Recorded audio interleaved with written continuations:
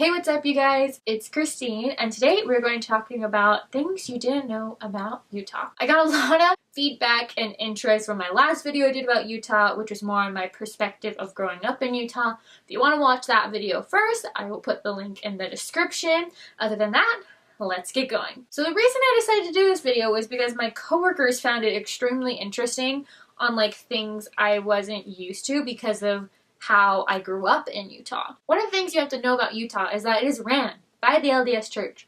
There is no separation of church and state in Utah. And if you don't believe me, then you obviously don't know Utah. It's an obvious thing that LDS runs Utah. It's not even just a theory. 95% of the government is a part of the LDS Church, and obviously that influences their decision on things. I was telling my coworkers all about the alcohol laws in Utah, and they were just kind of like, that's a thing?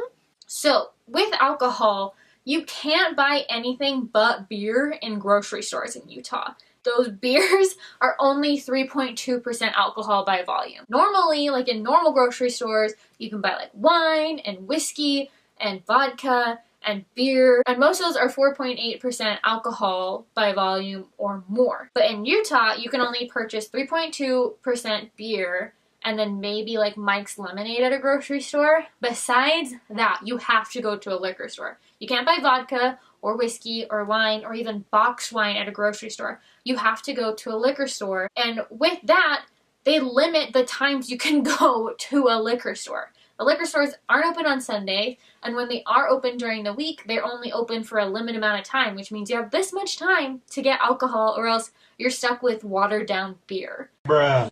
Another thing with alcohol in Utah is what they call the Zion's Curtain. Zion's Curtain is basically a wall between your bartender and your drink and yourself. Basically, they made this law for any kind of restaurants or bars or anything where when they make your drink, they have to do it out of your sight. And they do this because they don't want children or other adults to be influenced by your decisions on drinking alcohol. That's literally the reason behind Zion's Curtain, is they don't want kids and other adults being influenced by your decision to drink alcohol. And another thing they just changed recently was your BAC level for driving. You normally within the United States it's 0.08%. In Utah it's 0.05%, which means someone like me could drink one drink and then not be able to drive. Going along with the alcohol laws and how strict liquor stores are open at a certain time, that's just a normal thing for Utahns on Sunday. On Sunday, either stores are closed or they're only open for a short amount of hours. And that means every single normal store in the state of Utah, even Target and Walmart, they pretty much operate the same, but they still have less hours. I know the Target I used to work at would close an hour early and open an hour later on Sundays. And it was basically that kind of same thing throughout the entire state. You could not go anywhere because it was most likely closed, or by the time you thought of going somewhere, they've already closed for the day. That was just Sunday. Oh, you just don't go out on Sundays. Everything's closed. Next I want to talk about is polygamists. I mentioned this in my last video about Utah, how they're still around, and that's kind of what Utah is known for, is Mormons and polygamy. It's not as prominent as it used to be, but it's still a thing. It wasn't until 2013 they got rid of multiple marriage license in the state of Utah. Yeah, only 6 years ago. That's when they decided, oh, we probably shouldn't let people do this. We're going to ban it. It still happens because they still practice it, but it's not legality correct. If that makes sense. There's still people out there that's oh yeah, this is my wife Jenny and this is my wife Nikki.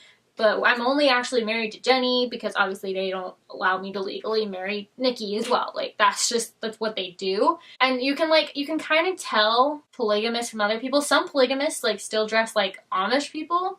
It's kind of weird. I used to work at Target and I used to see a set of women with one man. They were all around the same age and they all dressed like Amish, and I was just who are those people? And my coworker's oh yeah, those are just polygamists. They come in every now and then. I'm just that's normal? Okay. Another thing about polygamists is basically polygamists are the reason that it took Utah so long to gain statehood within the United States. Literally, It first was about like how large Utah wanted to be as a state, and I'll put like a picture here. It was called the Deseret. They really wanted all of this land as the state, and Congress was like, yeah, no, that's too big for a state, we're gonna cut that. Then it moved on to where Utah was just like, oh hey, just so you know, like before we become a state, like we practice multiple marriages and we're polygamists, and the rest of the country's like, hold up, you do what now? Nope. And that literally took Utah so long to become a state because they publicly announced to the whole United States that they practiced polygamy. And the whole United States was so shocked that it was like, we don't want these guys a part of us. And like eventually, I don't really know exactly what happened, but obviously they did become a state, but they made it. So next I want to talk about is marriage. Like I said, polygamous is still a thing, but that's not what I'm going to be talking about. I'm going to be talking about how people get married ridiculously young in Utah. Like when I say ridiculous, it's like straight out of high school, half of my friends are married. Like that is how ridiculous it is. Like on my Instagram and my Facebook, I would just see, oh, blah, blah, blah's engaged. Oh, blah, blah, got married to who's what's it. And it was just like, we just graduated high school. We don't even know what the we're doing yet, and y'all are getting married. Like, that is a thing. Like, statistically, I did, in my statistics class in junior year, I ran a statistics on marriages in Utah versus marriages in the United States, and it's about 3 years faster than the rest of the United States. And that was just, it's just normal. It's a thing in Utah where it's just like, if you don't get married straight out of high school or within like 3 years, it's weird. Like, it's honestly, you're just, like, weird. You're not married yet. It's just, and, like, the other thing is, like, once you get married, you're expected to have kids right away.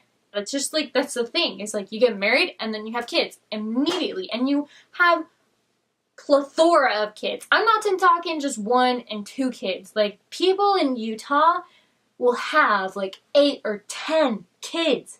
And, like, that was like a thing in the olden days because we had like farms and you needed big families to run those farms. But Utah people just do it to expand their religious population. Like that's literally what it is. Like you have more children so that you can have more missionaries so that you can spread our gospel.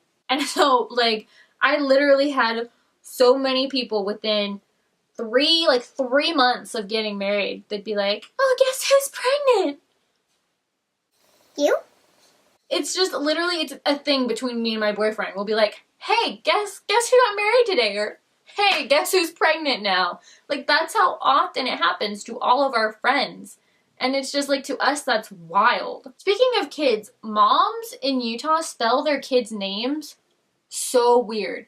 Like, it's almost impossible for the rest of us to spell a name correctly the first time. Like, especially like for me working in an optical, I had to ask names to make appointments and stuff.